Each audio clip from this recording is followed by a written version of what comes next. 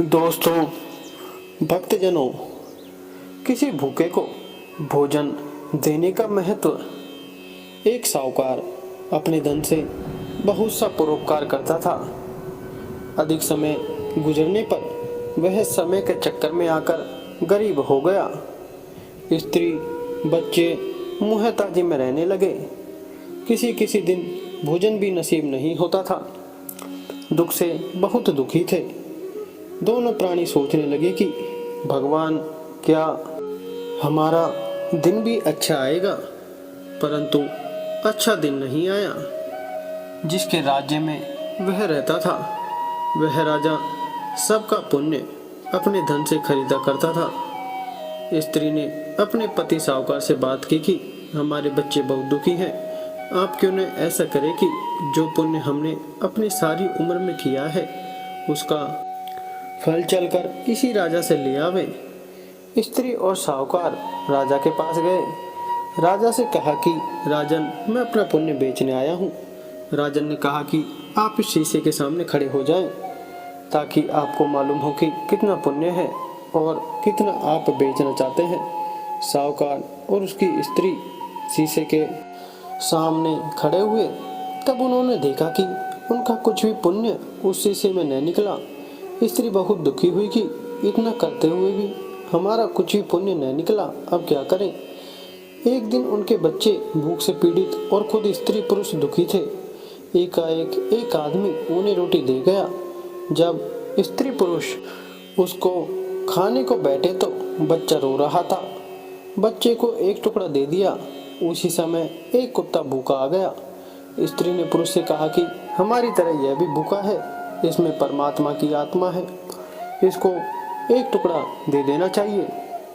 अपनी भूख को रोक दुखी कुत्ते को टुकड़ा दे दिया और आप भूखे रहे।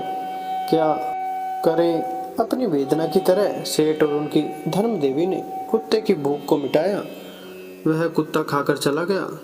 कुछ दिन बीते। स्त्री पुरुष ने बात की, अब ऐसा करे कि फिर से राजा के पास चलकर देखा जाए। यदि भूल से पुण्य बन गया हो तो उसका फल ले लिया जावे। साहूकार फिर राजा के पास गया और कहने लगा कि अब हमारे पुण्य को लिया जावे। राजा ने कहा कि शीशे के सामने खड़े हो जाएं।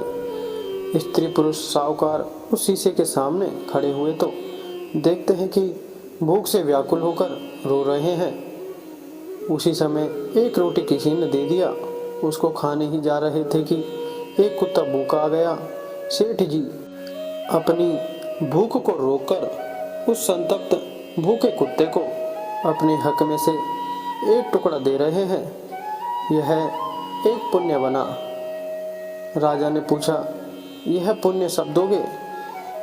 साहूकार को मालूम नहीं था कि हमारा पुण्य इतना हो सकता है। उसने कहा कि हम सब देना चाहते हैं। जब पुण्य तराजू पर तोला गया तो राजा का सारा धन चढ़ गया और पुण्य का पलड़ा भारी रहा।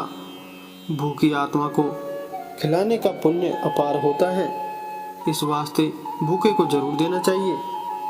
साहूकार की समझ में आया कि ऐसा पुण्य दुख उठाकर और दूसरी भूखी आत्मा को शीतलता पहुंचाई जावे, कभी नहीं किया। राजा का धन उस साहूकार के पुण्य के तराजू पर चढ़ गया। उसे भी दुख हुआ, वह तो पुण्य खरीदा ही करता था। साहूकार उसको लेकर बहुत खुश हुआ और सारा धन भूखी आत्माओं की सेवा में अभिमान को त्याग कर लगा दिया। खुद न खाकर दूसरों की सेवा की। अतः साहूकार स्वर्ग लोक को प्राप्त हुआ। भक्तजनों, जय श्री राम।